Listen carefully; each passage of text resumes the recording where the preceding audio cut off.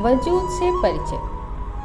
दोस्तों, आज की कहानी है वजूद से परिचय। एक औरत जिसका उसके ही ज़िंदगी के फैसलों पर कोई हक नहीं होता। उसकी मर्जी क्या है, उसकी खुशी, उसकी पसंद, उसके बच्चों पर भी उसका कोई हक नहीं होता। क्या उसका कोई वजूद नहीं होता? तो आइए देखते हैं कहानी वजूद से परिचय। मम्मी मम्मी, जूही ने मेरी गुड़िया तोड़ दी। मुझे नींद आ गई थी। रूही की आवाज़ से मेरी नींद टूटी तो मैं दौड़ती हुई बच्चों के कमरे में पहुंची। रूही जोर जोर से रो रही थी। टूटी हुई गुड़िया एक तरफ पड़ी थी। मैं रूही को चुप कराने लगी तो मुझे देखते ही जूही चिल्लाने लगी थी, हाँ हाँ, यह बहुत अच्छी है, खूब प्यार कीजिए इससे। मैं ही खराब हूँ, मैं ही लड़ाई करती हूँ।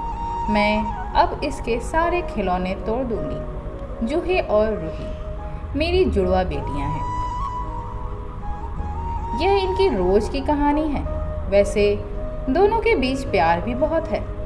दोनों एक दूसरे के बिना एक पल भी नहीं रह सकती। मेरे पति नवीन आदर्श बेटे हैं। उनकी माँ ही उनके लिए सब कुछ है। पति और पिता तो वह बाद में है। वैसे नवीन मुझे और मेरी बेटियों को बहुत प्यार करते हैं, परंतु तभी तक जब तक उनकी माँ प्रसन्न रहे। यदि उनके चेहरे पर एक पल को भी उदासी छा जाए तो नवीन क्रोधित हो उठते हैं। तब मेरी और बेटियों की आफत आ जाती है। शादी के कुछ दिनों बाद की बात है। माँ जी कहीं गई हुई थी। नवीन ऑफिस गए थे। मैं घर में अकेली थी। माँ जी और नवीन को सरप्राइज देने के लिए मैंने कई तरह की चीज़ें बना डाली, परंतु ये क्या, माँ जी नवीन के साथ जब घर आई तो सीधे किचन में जा पहुंची थी। फिर वहीं से जोर से चिल्लाई, ये सब बनाने को तुमसे किसने कहा था? मैं खुशी खुशी बोली, मैंने अपने मन से बनाया है। वे बड़बड़ाती हुई अपने कमरे में चली गई और दरवाज़ा अंदर से बंद कर लिया। नवीन भी चुपचाप ड्राइंग रूम के सोफे पर लेट गए थे। मैं समझ नहीं पा रही थी कि मुझसे क्या गलती हुई है। मेरी खुशी खत्म हो गई थी।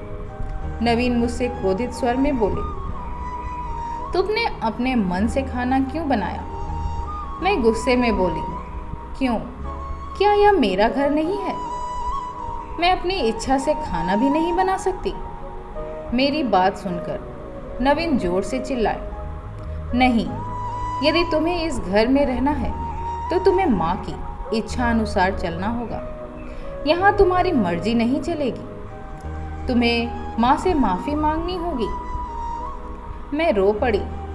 मैं गुस्से में उबल रही थी कि सब कुछ छोड़ छाड़ कर अपनी माँ पापा के पास चली जाऊँ, लेकिन माँ पापा का उदास चेहरा आंखों के सामने आते ही मैं माँ जी के पास जाकर बोली, माँ जी, मुझे माफ़ कर दीजिए।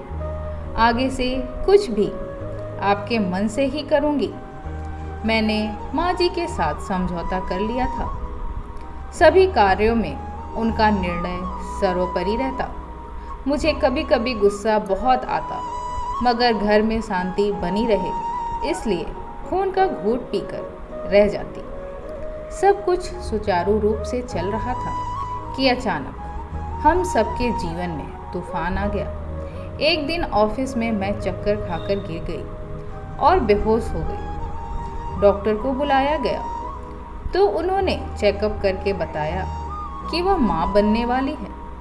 वहाँ पर सभी मुझे बधाई देने लगे, मगर नवीन और मैं दोनों ही परेशान हो गए कि अब क्या किया जाए।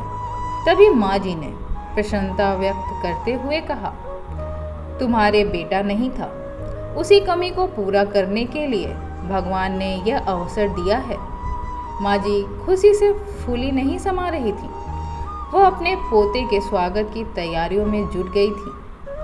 माँ जी मुझे अब नियमित चेकअप के लिए डॉक्टर के पास लेकर जाया करती। चौथे महीने मुझे कुछ परेशानी हुई तो डॉक्टर के मुंह से अल्ट्रासाउंड करते वक्त अचानक निकल गया कि बेटी तो पूरी तरह से ठीक है और माँ को भी ऐसा कुछ नहीं है। यह दवा 3 दिन खा लीजिए, आराम हो जाएगा। माँ जी ने डॉक्टर की बात सुन ली थी। बस फिर क्या था, घर आते ही फरमान जारी कर दिया कि दफ्तर से छुट्टी ले लो और डॉक्टर के पास जाकर गर्भपात करवा लो। माँ जी का पोता पाने का सपना तो टूट गया था। मैंने नवीन को समझाने का प्रयास किया, किंतु माँ के भक्त बेटे ने डॉक्टर के पास जाकर गर्भ से मुक्ति पाने की जिद पकड़ ली थी। आखिर में वो मुझे डॉक्टर के पास ले ही गए। मैं रोती बिलखती रही, लेकिन उनके कान पर जूं न रेंगी। डॉक्टर बोली, आप लोगों ने आने में देर कर दी है, अब मैं गर्भपात की सलाह नहीं दे सकती। अब माँ जी का व्यवहार मेरे प्रति बदल गया था। व्यंग्यवाड़ों से मेरा स्वागत होता। एक दिन बोली कि बेटियों की माँ तो एक तरह से बाजी होती है, क्योंकि वंश तो बेटे से ही चलता है। अब घर में हर समय तनाव रहता।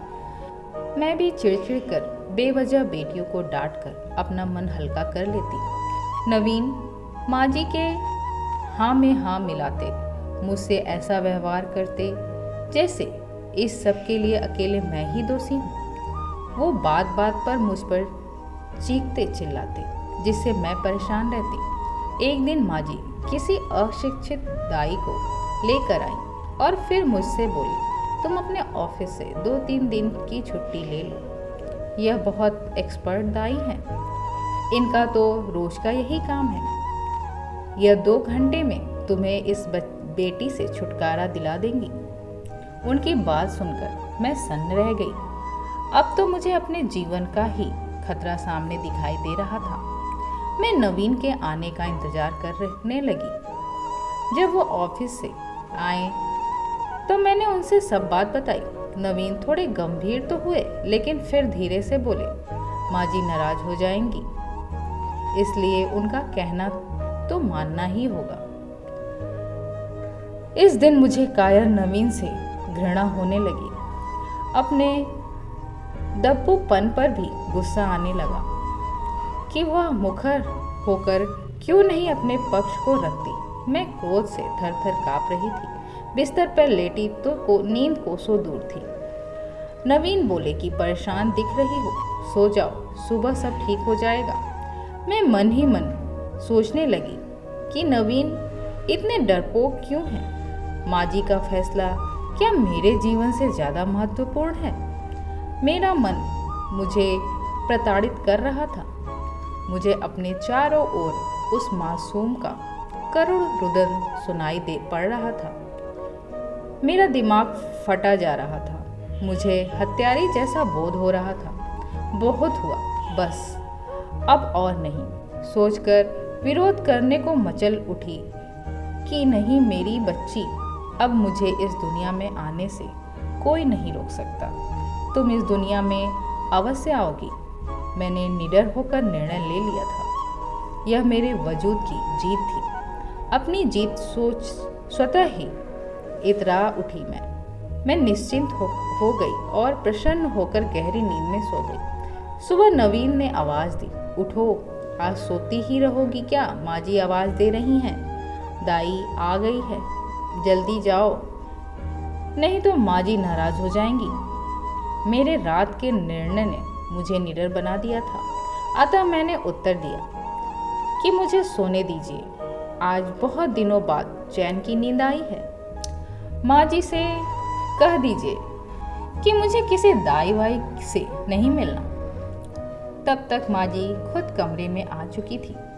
वह और नवीन दोनों ही मेरी धृष्टता पर हैरान थे। मेरे स्वर की दृढ़ता देखकर दोनों की बोलती बंद हो गई थी।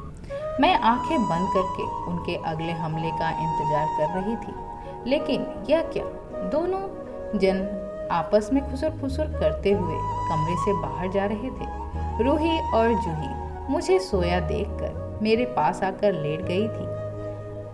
मैंने दोनों को अपनी बाहों में समेटकर खूब प्यार किया। दोनों की मासूम हंसी मेरे दिल को छू रही थी। मैं खुश थी। मेरे मन से डर हवा हो चुका था। हम तीनों साथ साथ खुलकर हंस रहे थे। नवीन को कुछ नहीं समझ आ रहा था कि रात भर में इसे क्या हो गया। अब मेरे मन में तो ना माँ जी का खौफ था, ना नवीन का, और ना ही घर टूटने की परवाह थी। मैं हर परिस्थिति से लड़ने को तैयार थी। यह मेरे स्वतः की विजय थी, जिसने मुझे मेरे वजूद से परिचय करा दिया। दोस्तों, आशा करती हूँ ये कहानी आपको पसंद आई होगी। पसंद आई तो वीडियो को लाइक करें, शेयर करें और चैनल को सब्सक्राइब करें। धन्यवाद।